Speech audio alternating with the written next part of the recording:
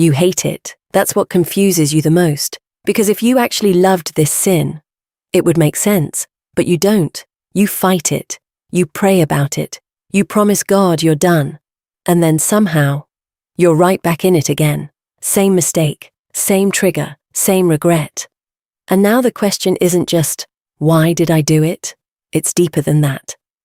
What's wrong with me? Because at some point, you stop blaming the sin, and you start blaming yourself.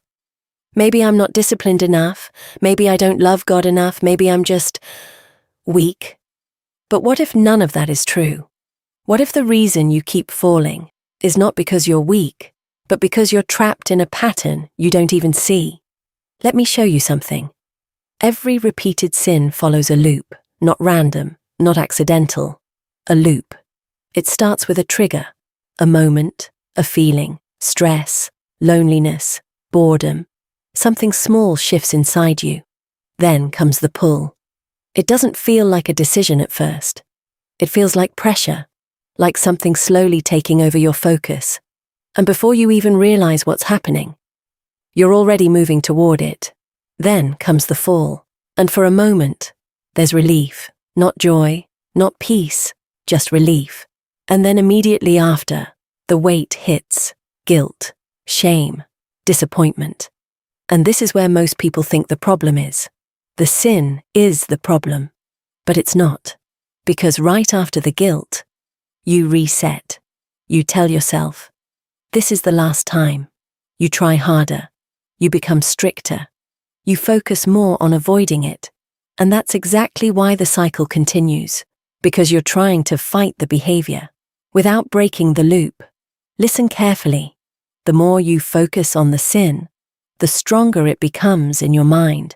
The more you say, don't do it, the more your brain holds on to it. That's why you can hate something and still feel controlled by it. Because hatred is still attention, and attention feeds patterns. So you're stuck in this exhausting place where you hate what you do, but you keep doing what you hate. Not because you're fake, but because the pattern is intact. And here's the part nobody tells you. Guilt is not breaking the cycle. It's feeding it, because guilt keeps you focused on yourself. I failed again. I'm not good enough. I need to try harder. And the more you stay in that state, the easier it is for the next trigger to pull you right back in. So what actually breaks the cycle? Not more discipline, not more self-hate, not more promises. You don't break a loop by fighting harder inside it. You break it by stepping outside of it. Instead of waiting until you feel strong, interrupt the pattern early, before the fall. When the trigger hits, don't negotiate with it.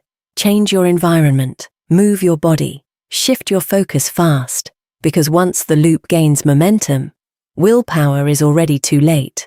And more importantly, stop building your identity around failure. You are not the person who keeps messing up. You are someone in a fight, and fighting means resistance. Fighting means tension. Fighting means you don't agree with what's happening. A person who is truly lost doesn't struggle like this. They don't hate it. They don't question it. They don't fight it. But you do. And that matters more than you think. You're not stuck because you're weak. You're stuck because you've been trying to win the wrong way. So stop asking, why do I keep failing? Start asking, where does the loop begin? Because once you see it clearly, you can finally break it. Not perfectly, but progressively. And that's how real change starts. So if you're still fighting, if you're still getting back up, then hear this clearly. You're not out of the fight. You're in the middle of it.